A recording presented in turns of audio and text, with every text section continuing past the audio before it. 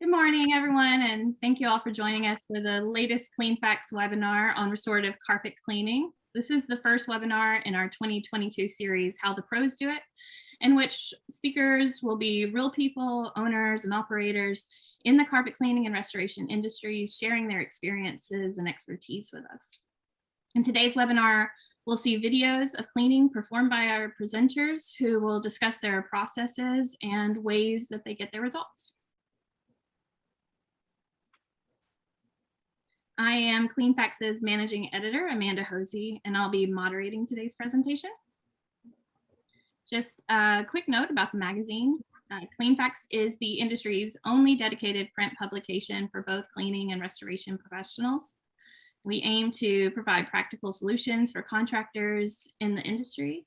And in addition to our print magazine, we also offer regular digital content, newsletters, online exclusive articles, and a lot more. You can visit cleanfacts.com to subscribe to our magazine and newsletters, and be sure to connect with us on social media. Just a few housekeeping things to keep in mind. We encourage you to submit questions at any point during today's program via the Q&A box on your Zoom toolbar. Our panelists will answer as many questions as time allows in a Q&A session after their presentations. Your audio will be muted automatically to avoid interruptions. And all attendees will receive a recording of today's webinar by email, and a recording will be available on our website early next week. Now let's get things underway. Today we'll be hearing from three carpet cleaning pros. Joining us are Mark Sager of Sager Steam Clean, and father and son team Michael and Kevin St. Pierre. Thanks, guys. Mark is the owner of Sager Steam Clean in Grand Rapids, Minnesota, and Sager Sauce Products. He also serves as the product sales and education manager for Harvard Chemical. Mark is a third-generation cleaning specialist and has been in the cleaning and restoration industry for most of his life. He's passionate about research, development, and cleaning, and he still loves to be on the truck and working with the family team. Michael is the co-owner and operator of Quality Care Carpet Cleaners in Auburn, New York. He and his wife, Lisa, have been partners in life and business for more than 28 years. His company was voted the #1 carpet cleaner in Central New York in 2020 and 2021. And he was profiled in our Clean Facts Industry Leaders Review in 2021. Kevin has worked for his family's business since he was young, where he serves as lead technician. He learned on the job, shadowing and helping his father until he became a technician in his own right. He's brought new ideas to the company that have proved invaluable and is dedicated to helping the family company grow. And just a reminder, you can submit those questions that you have for our speakers at any time during the presentation via the Zoom box, and we'll address all that we can at the end. Also note that at various points in today's presentation, we'll be asking questions of you in the chat box just to get engaged discussion going about carpet cleaning. Now we will see our first video from Michael and Kevin St. Pierre and hear from them on the work they do.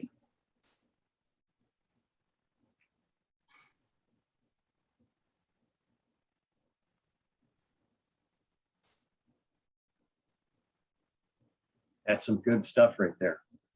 Oh yeah. So what is that you're cleaning there, guys? This would be a chocolate throw up from a person. This was definitely a fun job. I don't think they tried using anything on it themselves on that one there specifically. This was actually a basement carpet.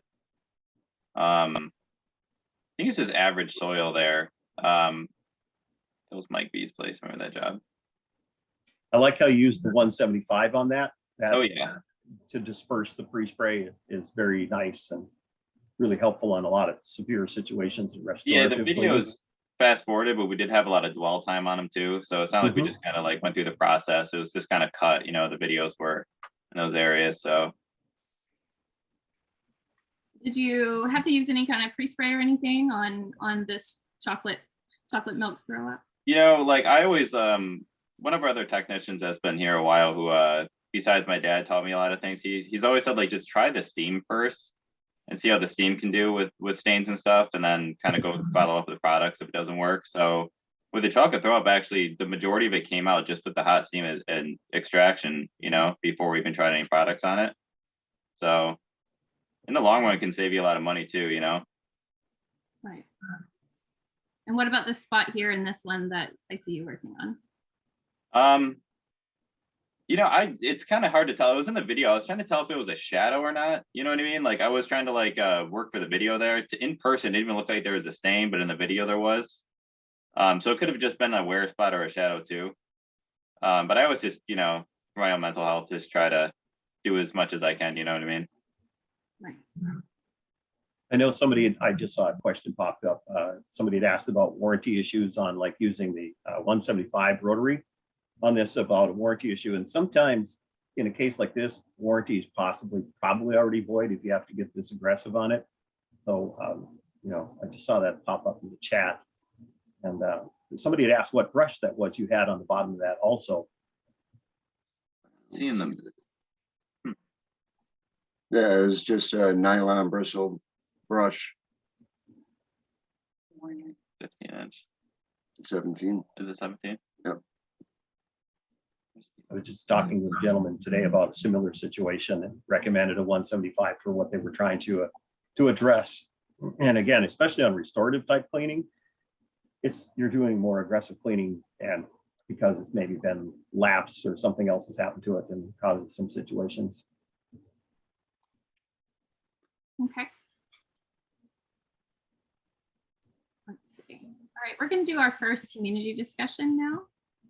I'm sure there are a lot of questions out there. Remember, you can keep submitting those throughout. Before we move to our next presentation, though, we did want to get a conversation going. In the chat box, you'll see a question pop up asking, do you charge the same across the board, or do you charge more when a job is dirtier? Technically, Go ahead. Sorry. for carpet restoration, it's more per square foot than just normal carpet cleaning. Yeah. We keep our prices up there. We have a pretty good price rate for our area, especially. So we're always prepared to accommodate for that. But there's some, you know, they expect maybe they'll get a discount of some nature in certain larger jobs or commercial jobs. And a lot of times we don't do a discount because we explain to them, this is going to take us more work. It's more, you know, the carpet scene more, I don't use the word abusiveness with them, but more tragedy. So you're going to clean up. It's going to take us more time. So because of that, you know, if we get on some other type of regular maintenance, maybe can help out, but we don't see that happening that often. A lot of times we go back to the old ways, knowing that, hey, you got to clean that time, you can do it again this time. So, but we do charge extra, I would say, for our time, especially involved. Right. Okay. Thanks, guys. And everybody, you can keep answering that and talking about that if you like. Moving on to Mark's first video, and let's see here.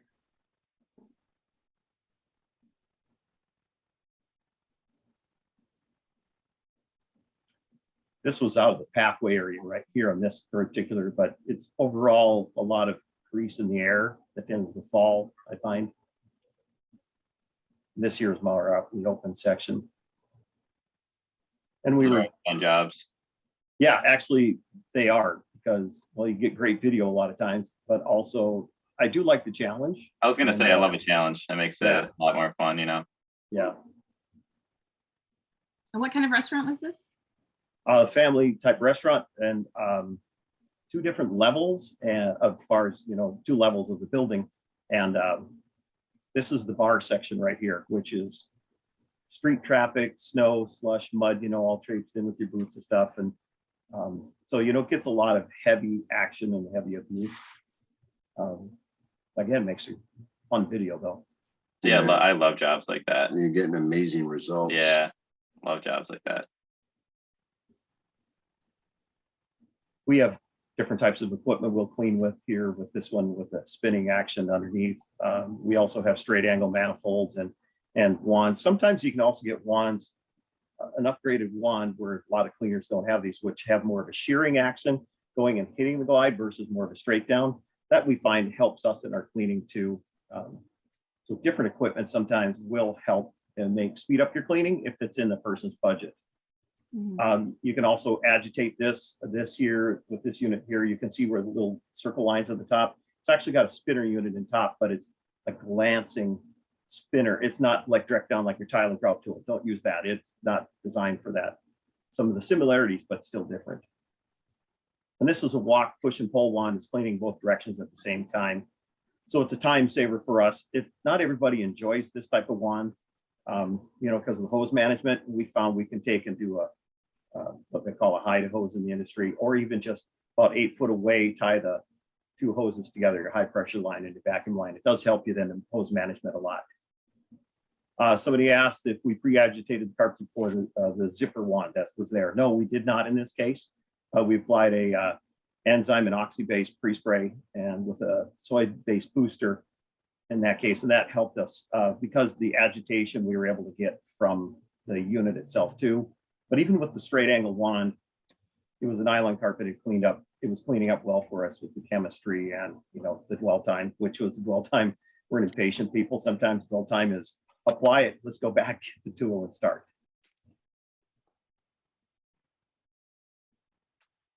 Yeah, John Downey says he does not believe there is a warranty issue with rotary brushes, just bonnets.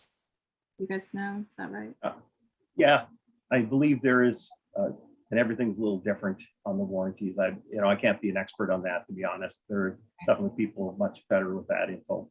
Yeah, definitely just check with your manufacturer. A lot of times, though, in a case like this, my understanding and talking with others, there's probably not a remaining warranty that Right. Yeah. it's gone too far. They're talking like a warranty and a regular cleaning. And I think on commercial buildings, a lot of times there are not warranties with carpets. And again, I might be corrected and wrong on that, but there's to a certain point, but the warranty's gone quite quickly on those.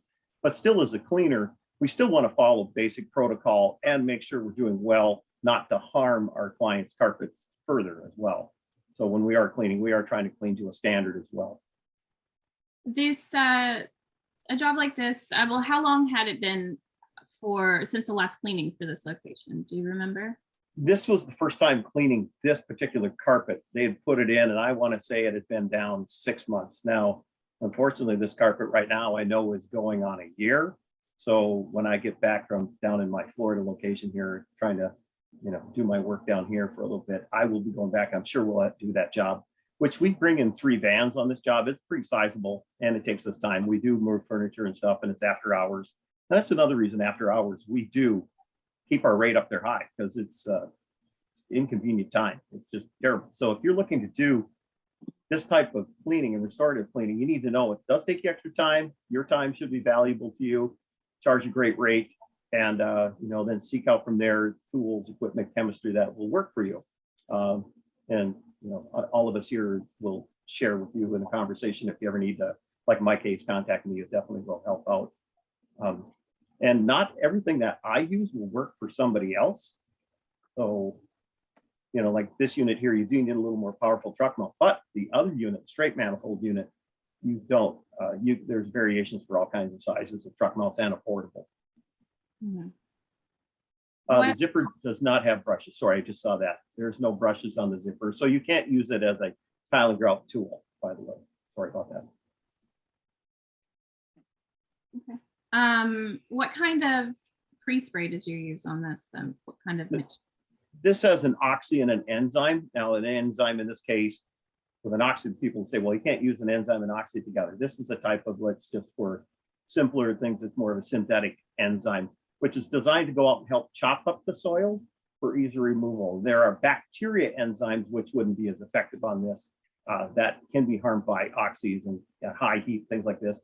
This type of enzyme won't be affected negatively by a high heat. Even if you over apply it where it's hot, super hot, as it cools down, that enzyme will still go out and get busy and help chop up those soils. The oxy in it helps with the brightening. And again, you got to mix that pre-spray like this. You mix it when the oxy is fresh is the best to use it. So we tell people try to mix it and use all that. Not all these pre-sprays are like that. If it's a non-oxy pre-spray, you could a lot of times mix up and use the next day. Did you agitate after pre-treatment before you cleaned? We did not in this case. Again, it's a pretty low profile, and the agitation, we get agitation from the spinning of the turbo. That's working pretty good here, but there are some spots in this restaurant we do agitate with a CRV unit. And that just helps break through that. And I also want to say that sometimes you won't get this kind of results right away. There's sometimes I pre-spray and it's like water up a duck's back, just running and rolling. And give it a little dwell time, and it's like concrete cement. And you just try to extract off what you can, that first layer. Then I pre-spray again, because now I'm starting to see the carpet. So I can get some pre-spray to get down in the carpet underneath that grease and break it up again. So there's really no atomic or nuclear bomb pre-spray all the time that will do this, or a magic number. 175 agitation over top can definitely help break it. There's still just times that you can't get it in the first pass or the first pre-spray pass. And then people think, well, then I'll over wet it. To break that concrete out of there, that greased concrete, you're not really getting over wetting for a while. It takes a lot to get it in there. So, if it's concerned, like we'll throw some air movers on places in cases like this. And like this room here, we drive within an hour or two actually for us to, just a few air movers, 4 or 5 air movers, just blowing, even small ones. Depends on the air control in the restaurant too. Sometimes their hoods are taking the air out more, the air conditioning. Or if they turn off the air conditioning, you come back the next day and it's still damp. That has happened to people too. So it's communication with the restaurant people, the manager, the person on site. Well, unfortunately, sometimes it's a 16-year-old high school student cooking. So they don't know to leave it going. So, keep the air moving. It's a lot of times communication to, make sure the results are there in every way. Okay. Let's move on. Thanks, Mark, for that. If you all look in the chat box, you'll see another conversation starter pop up. We're asking, have you ever turned down a job just because you knew the results wouldn't be acceptable to the client? You guys turned down jobs? Absolutely. Yep. Oh, yeah. Yes, there's certain jobs we'll turn down, or we'll tell them and save the money and invest it towards replacement when you can, or it needs to come out. There are some people, of course, that'll still talk you into taking on the job, and sometimes it works out positive and sometimes it doesn't. It's like, I should have said no, stuck to my guns. But yes, there have been times we've tried to talk our way out of a job. And when you do have to take a job, how do you guys, set expectations for the clients? Good High price. communication with the customer. Yep. I always kind of laugh, and I know others have shared with me, we'll set a high price and thinking they're not going to go for it, and then they do, and you go, dang it, I didn't charge enough. So, but even if they turn you down at times, or you turn them down, or they talk you into it, there's still, like you mentioned, there's communication of what could be expected. And a lot of times I know as well with them, I've seen the results they're getting. I'm sure that people still are thrilled at times with the cleaning, because you set the expectations lower and provided a good product at the end for them, satisfactory. All right, let's see. All right, so we'll see the next one from Kevin and Michael now. What kind of location is this? This is a family restaurant where we are in New York. And I don't think they just specifically do a certain type. I think it's like breakfast, dinner kind of thing, I don't know if the name of the business really matters, but I'm assuming this is the dining area. Well, it is the dining area. And This is just a residential location? yep. Yeah, once again, I think that agitating the carpet's pretty big, especially when it's this bad. I mean, it gets to the point where it's basically restorative cleaning, Mm-hmm. Once again with the brush too. I'm sorry. I was saying once again with the brush too that we used here, the nylon brush. Had something happen there, or just a really high traffic area? Just a high traffic area.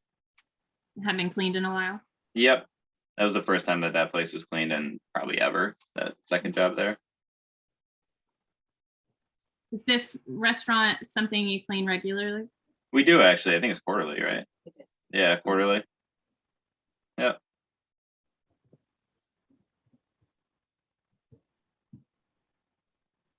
You use the CRB, just the 175. Just the 175. Just the 175. Yep. after pre-spray and brush. What you're using here for agitation?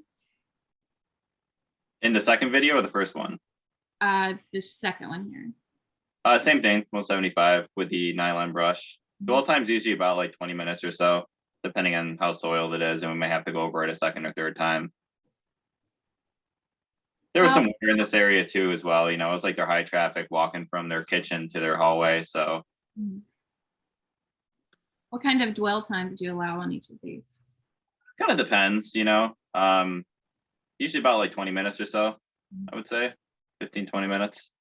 And then just kind of go accordingly, you know, if it didn't really have the results you wanted, maybe let it dwell a little bit longer. But that's the nice thing about like the agitation is like as you're agitating, it can dwell as well, you know what I mean? Before you steam clean it, so. And what kind of chemicals are you using here? This one was a high pH. I think it was like 12, Yeah. 13 pH or so. 12 to 13. Yeah. On both of these jobs. And then we had a degreaser that we threw in as like a little booster on the restaurant one for the grease and whatnot. And we've been cleaning that restaurant for I don't even know how long now. Forever, like seemingly. When I first started, it was actually one of the restaurants we did too. So it's nice like when you've cleaned it beforehand too, to kind of know like what you're going into. If it's a restaurant I've never cleaned before and it's like they've never had it cleaned and it could just be a bear, you know. Somebody had asked about pre-vacuuming. I just got in the questions here, and so I don't know if you like. For us, we find sometimes we try to pre-vacuum, get up chunks, or just use the hose. Oh, for sure. Because a lot of times these carpets are really not vacuumed. You know, you won't get debris out of them because the layer of grease just keeps it all in there. Yep. So there are times, unfortunately, we have to plan for that. We cannot pre-vacuum. There are some we can, and there's a lot in this kind of restorative where the grease layers are so thick that you won't get anything from the vacuum. Matter of fact, I've seen a vacuum one time get clogged up from somebody went out and bought a new vacuum before he got there to try to vacuum first. Oh, yeah. Broke a new vacuum with all the grease inserts. The other thing was about the transition edges, like on the video there. For us, we sometimes are on our hands and knees with a scrub brush too, sometimes going along that and trying to then rinse and pull and rinse. And I mean, spend some time on them. And so I don't know if you guys find that the same way too. Oh, yeah. Somebody's asking, I think it's a good question. Do you use a different pre-spray in high traffic areas compared to the rest of the carpet? Myself personally, no. No, I don't think we ever have. Not really. No. Nope. All right. All right. Let's see. Do you, either of these, did you guys have to do second cleaning over any of it, or just came out the first time? Usually like with the videos I put or that are on, usually we do go over it a second time or so, you know, because I'm kind of like billing for more of an advertising sake for my parents and whatnot. So it's kind of like to get the result on the video. So there might be some areas I skipped over in the video that I would go over again, but usually I do go over it. Yeah.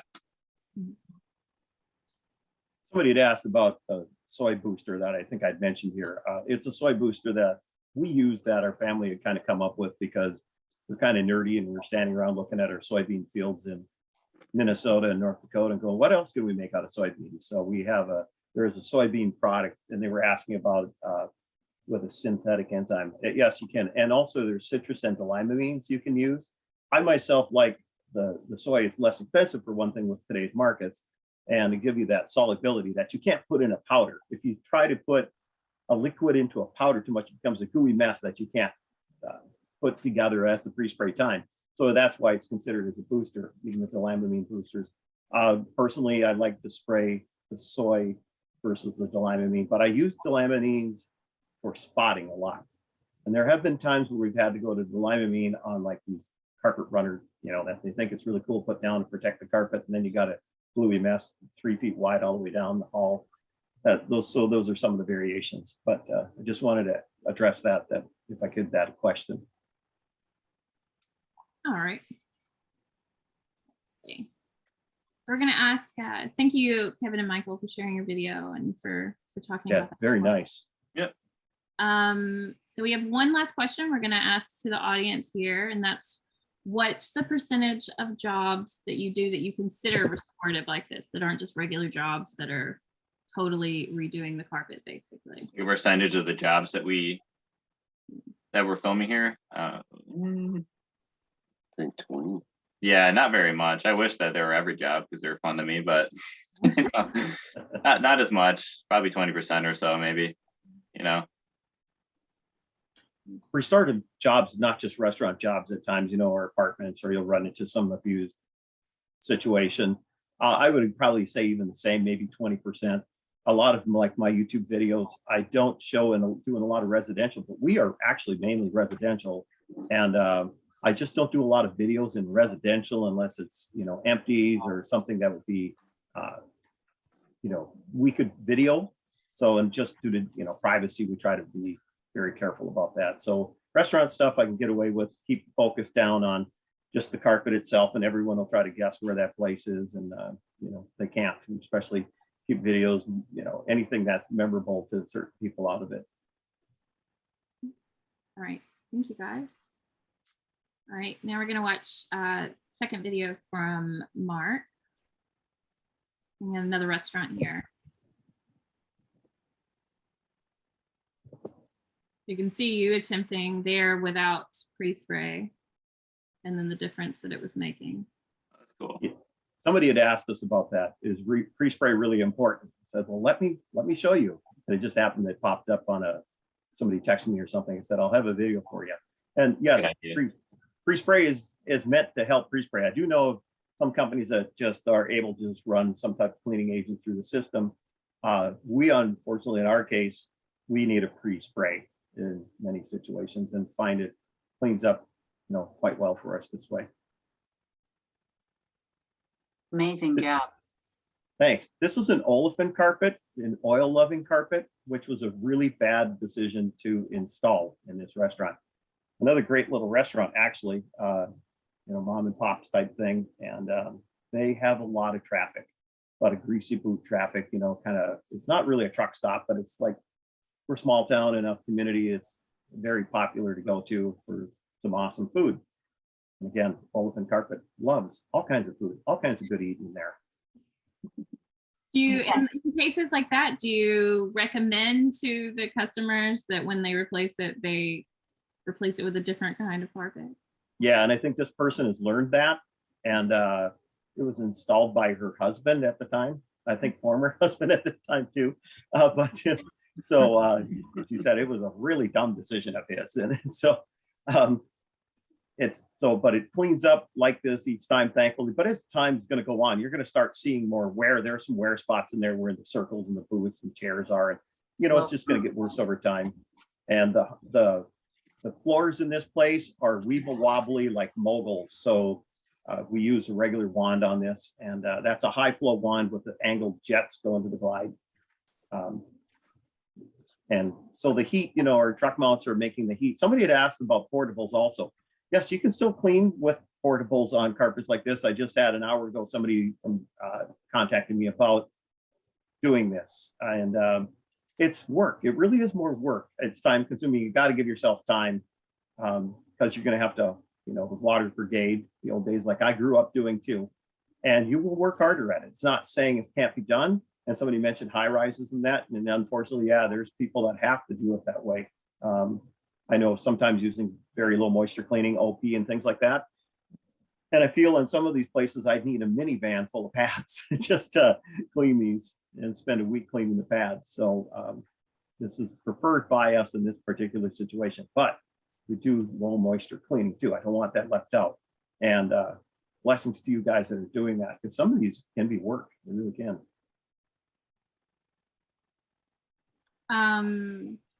What are they using here to clean those stains? We had some grease and tar spots there, so a delamine product, and it's watered down for easier flow. And then we have another, it's actually a paint removal product too, in a spray can that we've come across that we like. And so that was being used in that case here. This year we're using our pre-spray, and I don't know if we had the Soy Booster in it at all. It might have just been the Oxy and enzyme product. And there's sometimes we don't, and that's the CRB agitation. But somebody mentioned warranty. A CRB should be good on warranty. And so if you need to, it just doesn't have the weight of a 175. So if you're concerned about the warranty, a CRB with an aggressive enough brush can help, but you'll spend a little more time on it. 175 can be quicker. CRB you just use after the fact there, or you can use it in agitation at the beginning too? Yeah, so we pre-spray down and then use the CRB to go over to agitate in and work mechanically in the pre-spray prior to extraction. That's how we're using it in this case. Okay. And this is And that- this is where you were running out of pre-spray there, where you hit. Yes, yes. We were trying to also show again in the video where, you know, you would run out of pre-spray and it wouldn't clean as well. That actually brings up a point. I just had a contact this morning too. And somebody in the restaurant they were cleaning, it was all splotchy. And I had to ask them how they applied the pre-spray. And sometimes their inline sprayers will go bad. I've had it happen to me. And all of a sudden it's just splotchy in the restaurant. It's not cleaning well. And I always say, check to make sure however you're putting the pre-spray down is working.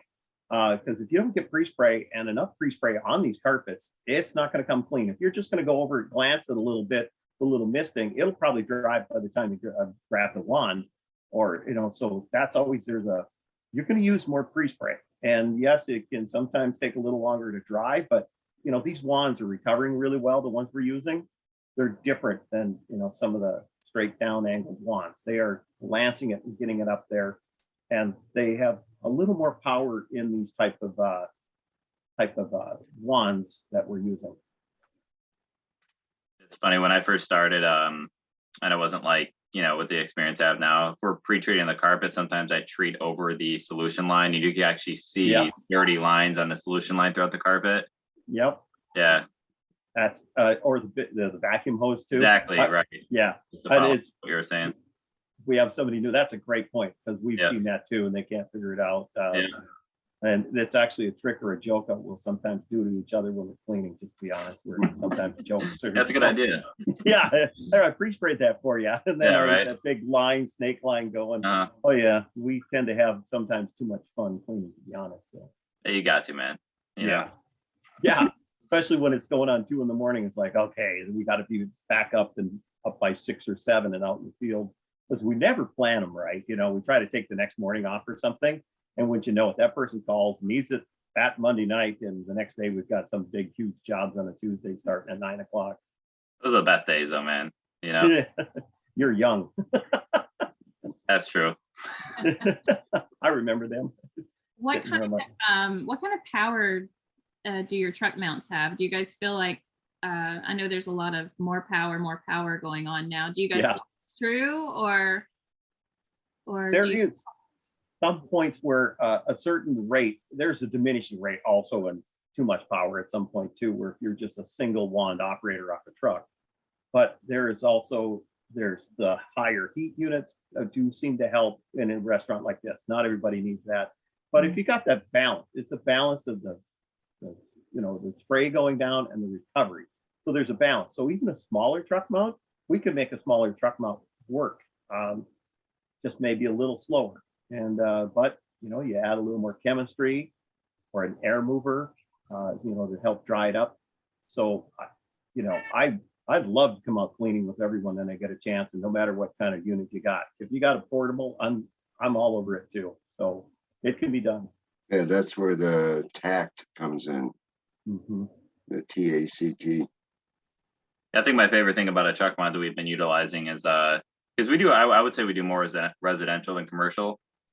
It's kind of a mix, but I don't know. I think more percentage is residential, but we can use a dual wand on our truck mount, so we can cut time in like half of productivity and whatever. So if we're in like a regular house and we're doing like carpets upstairs and carpets downstairs, we can have somebody with a wand upstairs, somebody with a wand downstairs, and you still get the heat, good water lift and whatnot. So. Somebody I saw a question there. What was one of the worst jobs that I ever had or we've ever had? I do think of one that honestly, it had not been cleaned in 4 years, and everything, the whole place was like concrete. Matter of fact, I have that restaurant coming up. It's down here, down south with Big Truck Tommy coming up, I think, tomorrow morning actually. And it's been 6 months between cleaning, so I haven't seen that in a while, but it was serious concrete. It was a lot of work. I'd say restaurant jobs are probably our worst. I agree. Yeah, just from the All the- traffic all the and all the grease. grease and The time you have to clean it usually. yeah. More job.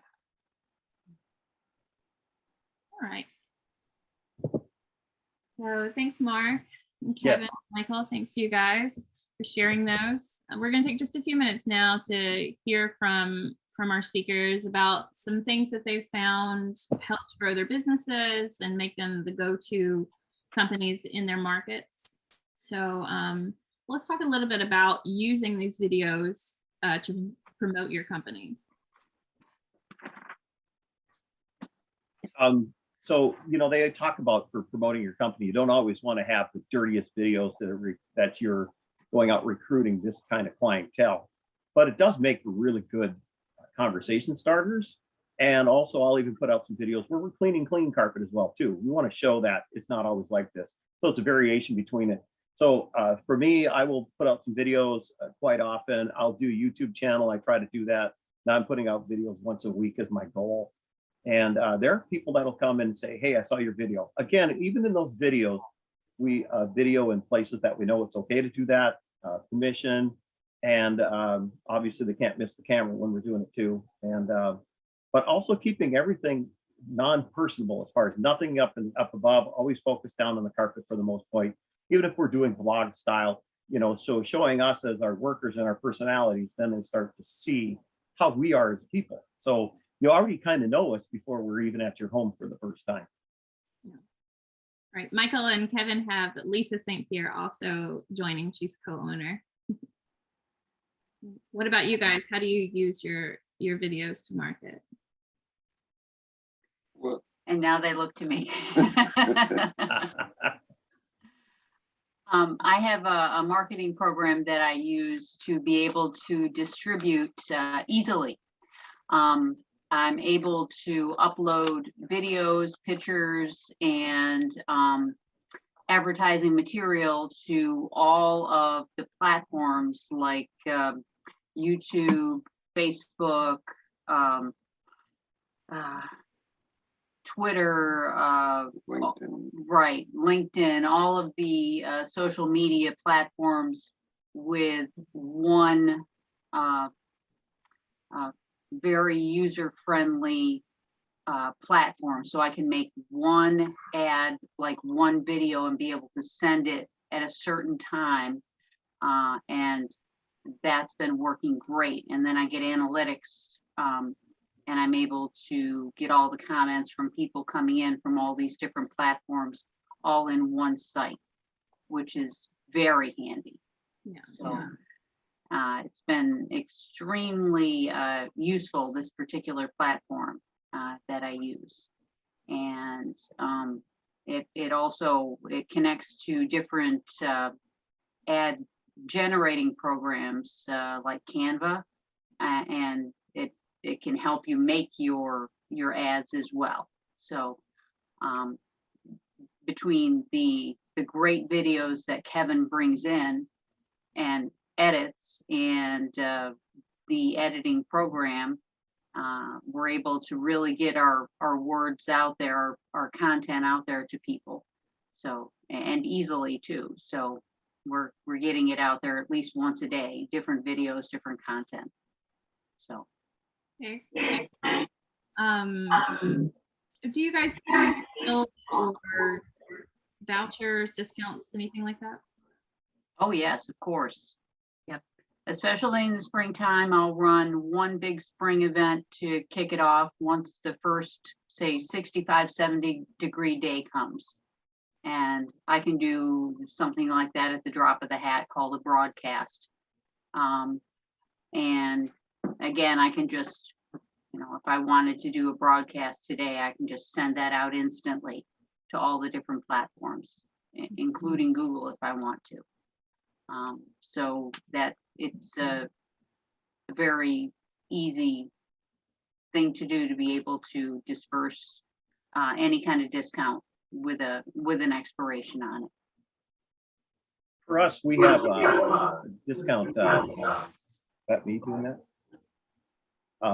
We have a couple coupon books in our area that are fundraisers for the schools. And we run a 10% off every day if you have the coupon supporting those youth groups. One's a peeler type book for the band program. The other one's for all these youth groups around. So we pretty much, that's our on sale. Otherwise, we tell people we're not on sale unless you have that coupon book. And then people go out and find it, which is kind of cool. So it generates back and forth, good community service. I come from an era even where I'm old enough to be in the yellow pages, all of that. And I got to tell you, we're in a small community. We have some areas that we have terrible internet at places up there.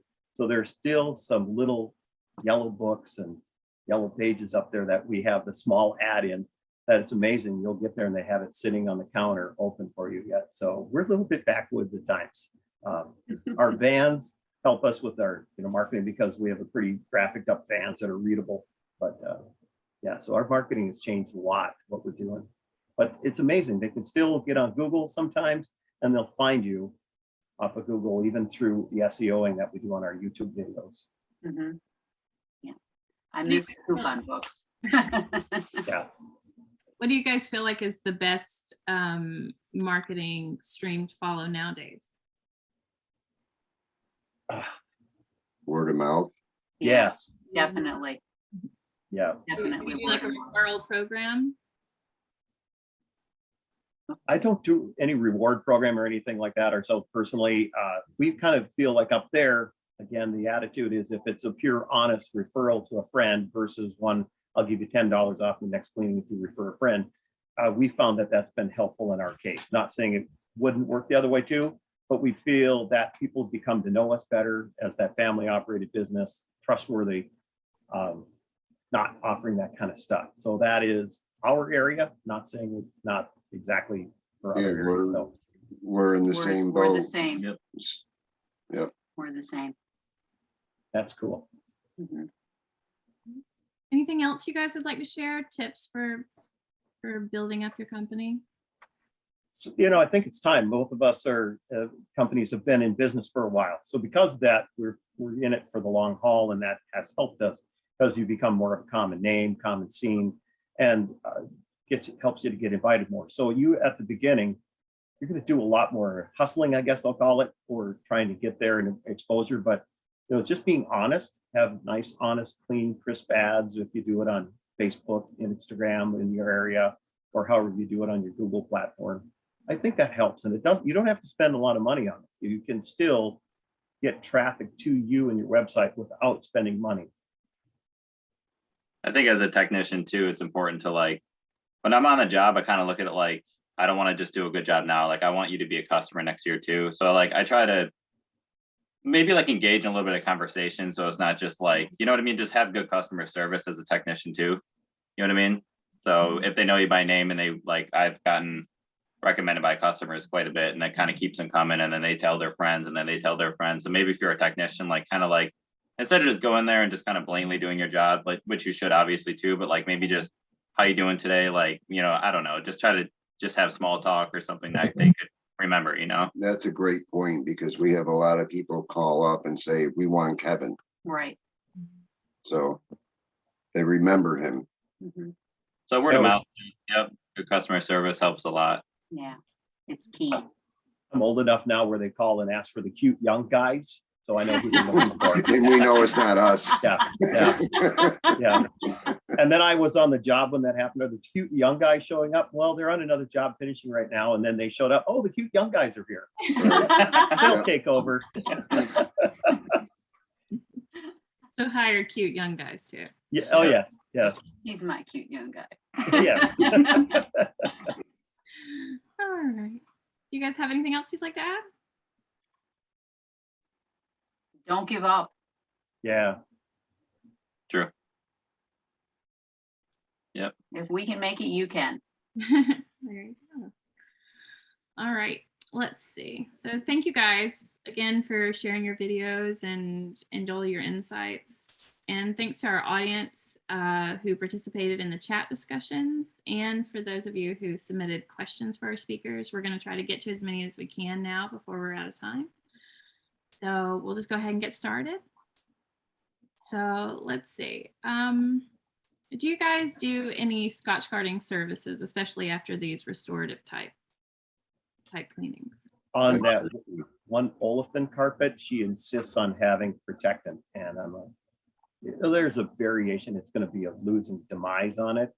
And so I don't charge her a whole lot just because of it. I know that in that case, it's really not, we try to actually tell people have it cleaned more often versus doing that, because we find in this commercial situation, it doesn't always help. And St. Pierre's. I agree with that in the commercial applications, but residentially, it's a whole different, type of carpeting. It's a whole different ballgame. Right. So we at least try and put the word out there that we offer it, but we're never like a hard sell with Scotch Guard. No. Yeah, same here. And it definitely on the residential, that's where we'll push, or offer it if it's going to be something good for the client. Right, Definitely. exactly. Yeah. Right. Like on a 20-year-old carpet, maybe not Yeah. so much. Kind They're of only going all- to have it for one more year, and then you come back in 5 years, you're still cleaning the same carpet that was only going to be That's there 1 right. year. True. Well, they don't make them like they used to. So No, true. Kind of Sadly. off of that question, do you guys sell interim maintenance programs for the commercial jobs? We offer them quarterly, semi-annual. We don't have a package like that. Again, could be our location. If I come in with a contractor, they're gonna like, well, what's this? They're kind of like, no. So, and we tell them, if you could do this every 3 months, like that one olefin carpet, that's every 3 months. They want to have it done, and then sometimes it gets away from them. Then it's 6 months. That cleaning on the video, I think it's been 6 months situation. So we will try to educate them, and without saying, hey, if you don't have it done on this 31 day or whatever, that's it. Price is different. There's sometimes we'll just try to get them to do that, but not put them in under a hard contract up there.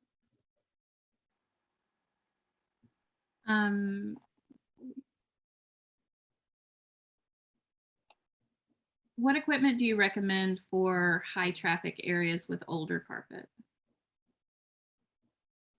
Residential, a CRP, if you can get by with a CRP commercially too, it helps to restore. But once the fibers are crushed down, it's only going to stand up there so long, even over a few days, it'll start coming back down, but it will refresh, and the soils out of it will help stay lifting.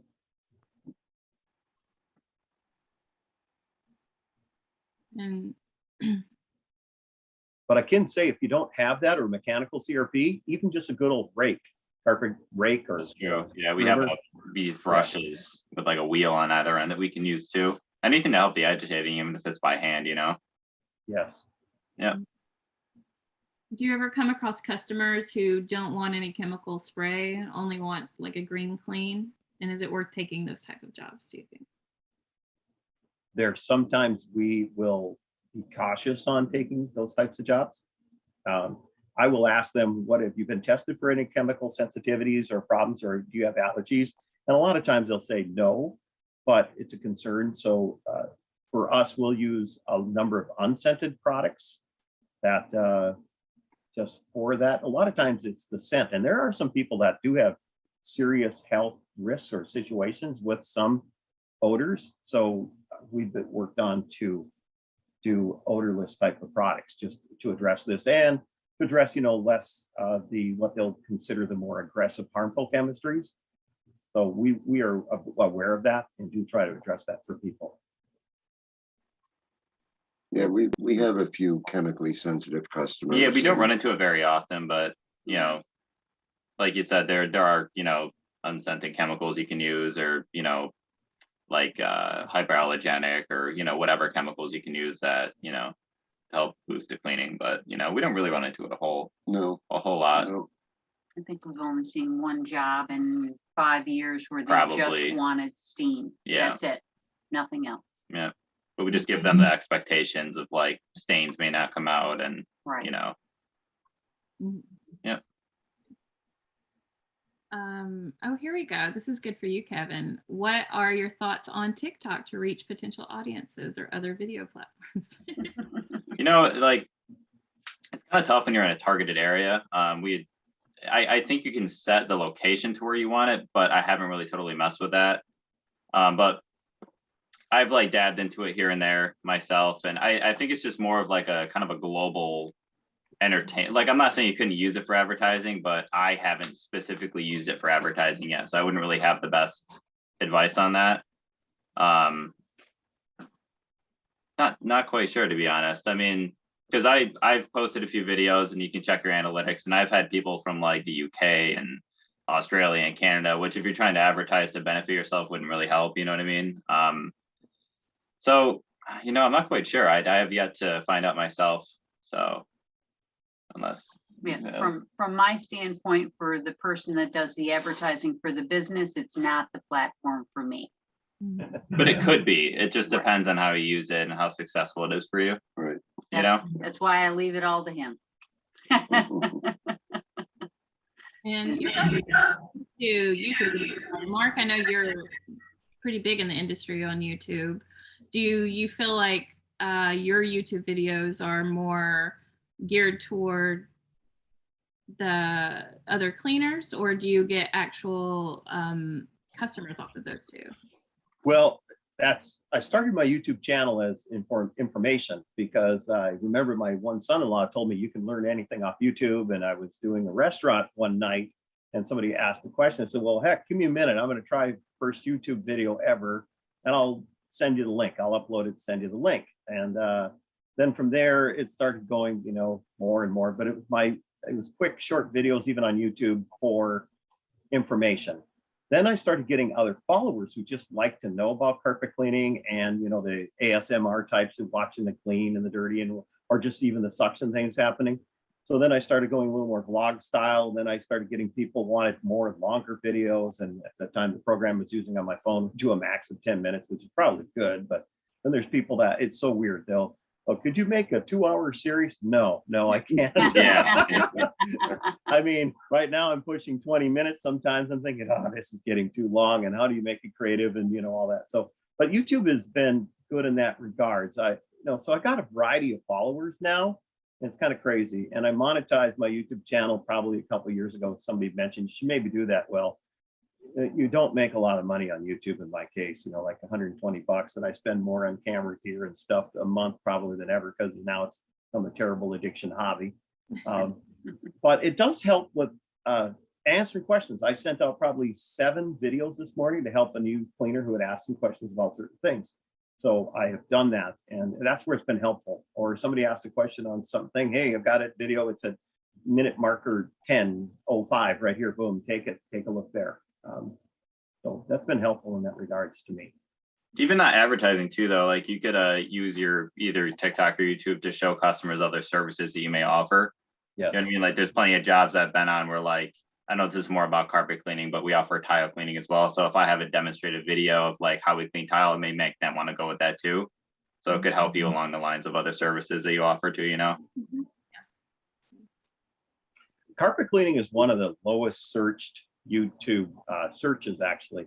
So being, if you want to make it huge as a YouTube star as a carpet cleaner, first of all, my age and my, chubbiness aren't going to help me out here. But, it's just, it's one of those things that goes with it. But it's not a highly searched topic, but there's still people who like it. So, and I do it for those other reasons of helping the marketing, but helping other cleaners as well, too. Mhm. Michael and Kevin, I know you talked about using 2 wands with your truck mount. Someone wants to know what setup you use to get equal water lift on both. Well, it's a pretty powerful truck mount. So I don't know if we should say what it is, but it's Probably not, right? I mean, yeah, it's designed for dual wand. So there really isn't. We've tried it before with other truck mounts and we didn't get the lift the way we wanted to, but this one is designed for it, and we do it, I don't know, 3 or 4 days a week. yeah, I would say every day we use it. Almost, yeah. Yeah. But as far as like the setup, it's the same hoses, wands, with Right. You know, it's with a not splitter. right. What kinds of pre-spray do you use or do you recommend in the really greasy areas like in the restaurant? A lot. Yeah, a lot of Everything. high Everything. pH. Yeah, it's funny. It's like sometimes we don't just have one pre-spray, we have multiple. So sometimes I even test them all out and see which one works the best. Like maybe I'll do a test area just to save myself the hassle. And if one pre-spray seems to work better than the other, then maybe give that a shot, because a lot goes into it, like the age, the type, I like maybe how much grease and whatever. So sometimes I just try different kinds out, because that one like 5 minutes of trial and error can save you hours of just going over it and over it, so. And make sure whatever you're applying, and as I mentioned before, your pre-spray area, if it's not working to your satisfaction, test to make sure it is drying out of the container. Because when I'm using an inline pressure sprayer, and some units you can't because of the heat, or you'd have to turn the heat down. I'm lucky mine is balanced about right with the unit I use. But make sure that it's drying. So I take my yellow tips out. So I'm now at a 4-to-1 combo. So I can tell it's going to take that out of that container twice as fast. Oh, that's true. And I know I'm getting it. And I've had situations you pre-spray an entire section and you start cleaning going, what's going on here? And it's like, oh yeah, no, go out to the truck and get another one. We carry more than one, plus I carry the DEMA blocks so I can replace them on site, which is maybe once a year, once every 3 years, just depends on the luck and the draw of that DEMA valve that we have. Or some will use pump ups, pressure sprayers, which you're doing a lot of pumping, or an electric one. Just make sure that you have chemistry coming out, because otherwise you will see the splotchiness and the non-cleaningness.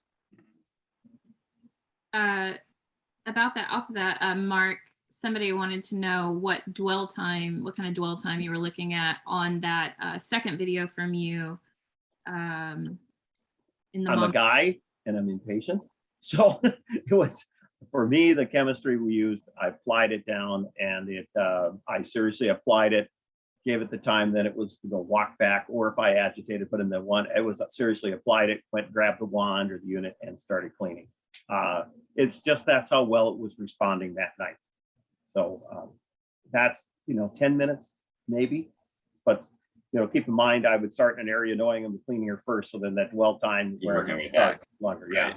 So I'll plan my pre-spraying sometimes in sections, working my way in. Let's say if I'm in, especially with that push and pull wand, you would see me, I'd start pushing in. So I keep that in mind. I'll start pre-spraying this way and working forward. And that's true though. Some carpets may act different than others. Like you could treat it and just go right to it, and some may require more dwell time. So it just depends on the age. Like, I think you said that carpet was like a year old in that video, right?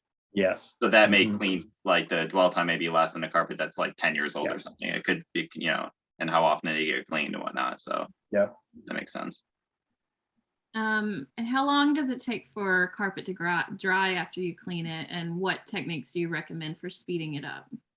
Well, as I mentioned earlier, if you have less powerful equipment, I don't know, how else to say that, but there's varying degrees of power in each one of the pieces of equipment. So an air mover is great. Of course, then also the wand combo we use, and even the push-pull wand, does spray and recover quite well. It's amazing. And sometimes I can even take a piece of toilet paper and I'll demo and I'll put it on the carpet and I'll pound on it and pull it up, and it's not really getting a lot of moisture. It gets some moisture. But when you're dealing with grease that's impacted to the bottom, it is going to take longer because you are going down there deeper to pull it. So it's not bad in those bad areas to throw an air mover on it.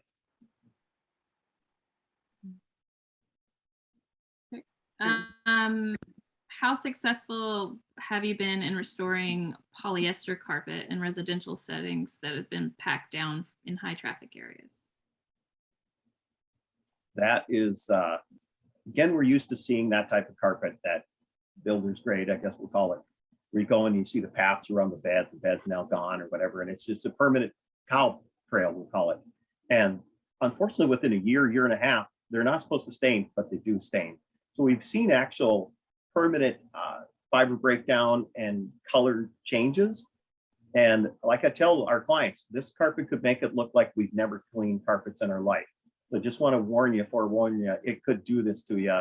And you could take like a clean white terry cloth towel, even after you're done cleaning, wipe over it. I'll even tell people to do that. Do you get any soil transfer? No. even put on one of your spotters or the laminate, go over it. Do you get any soil transfer? No. It's actually then it's a wear and breakdown. So there isn't always a way to fix that. No matter what chemistry and agitation you're doing, you won't get them perfect ever again. That's a good point too. Sometimes when we have customers that are, saying that it's still dirty in the area that's worn, we have like clear-headed like furniture tools that I go over that area and I'm like, this water is completely clear that's coming out here, kind of similar to the towel method. Just to show you, it's just, I kind of compare it to like tires on a car. It's going to get worn down over time. It is what it is, You can't fix wear. Yep. What do you do if a carpet gets ripples or waves after cleaning? Give it some time. Yeah. I've got a video on that. But it's essentially, I've seen it where you pre-spray it and it'll start to do the wave. And or the worst part of it is where you walk out the door and it didn't ripple and then you get the phone call. And the first time it happens to you, you're going to panic. And then it'll just tell them it should lay back down. If not, we'll address it. But it'll lay down once it's dry out in about a day. Right, but 99% of the time, if that happens, it's due to improper installation. Yeah. Mhm. Correct. Let's see.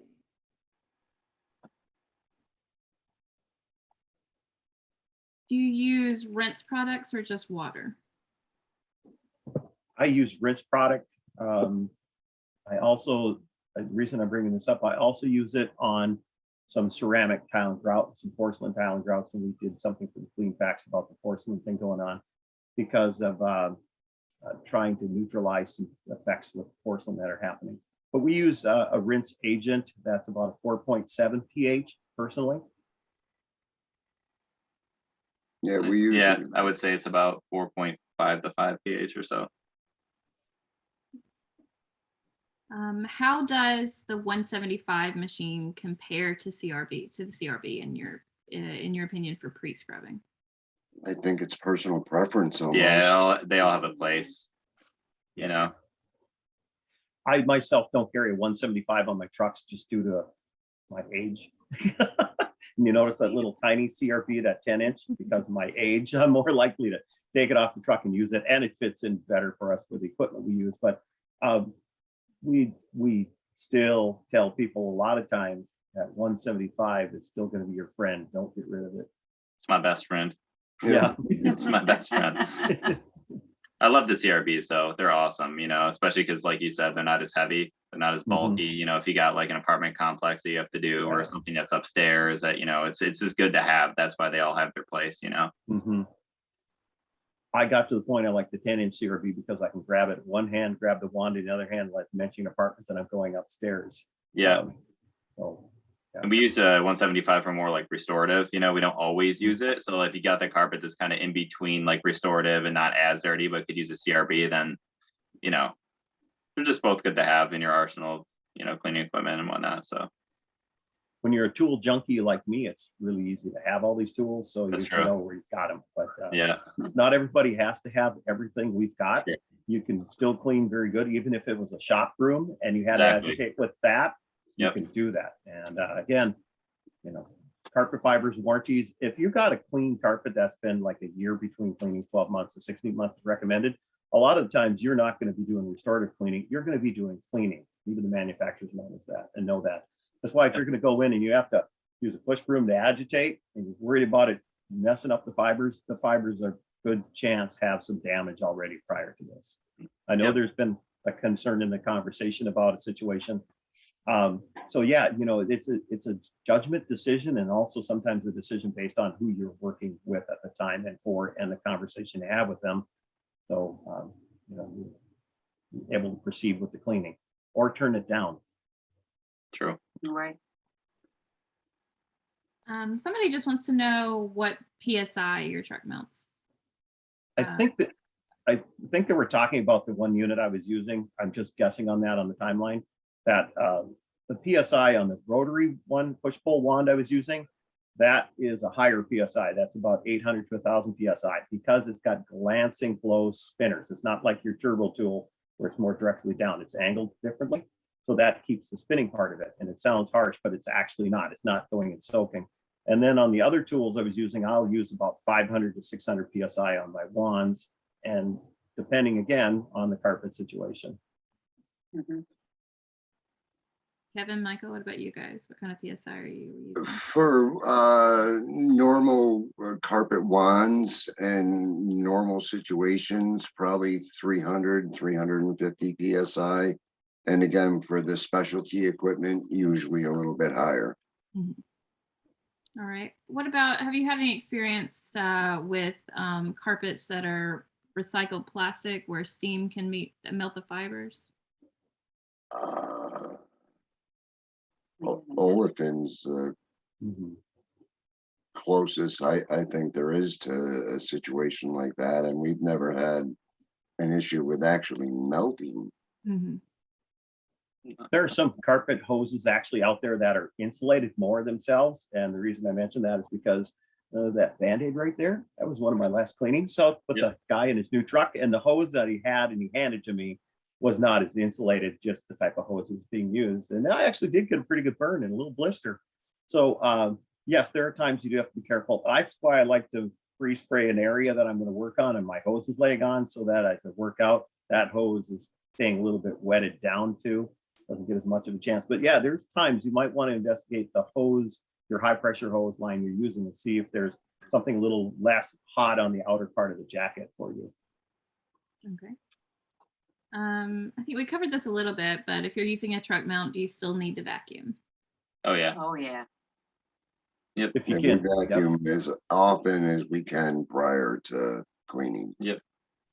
Yes, all residential stuff we're pre-vacuum too. I think Absolutely. Yeah. I'd mentioned about the restaurant is sometimes it's sucking the chunks up, unfortunately. But if you can, most certainly, you're going to get out more soils. Yep. And we talked a little bit about these kinds of carpets already being, the warranties already being voided. So do you ever use bonnets? Depending, I guess, you know. I do some VLM cleaning with bonnets at times too, and different types of bonnets, different types of situation. I do more hot water extraction than bonnet cleaning, but I have a place for it. Somebody mentioned high-rise stuff, and in case like that, or secure areas you can't get in and out, that's one of my options, or a CRV, VLM. But I do like bonnet cleaning because it'll help sop up the soils, but there are certain carpets they don't want you to use it on. Let's see. How do you deal with a carpet that was cleaned by another professional and still has a lot of pre-spray or chemicals in it? The brownings, the wicking, discoloration, etc. I always tell the customer, ask the customer, have you given that other company a chance to come back and address this or look at it? Because maybe something happened with their equipment that day, and I don't want to be the person rushing in to try to play superhero and be a jerk about it too, Good especially point. with the cleaner.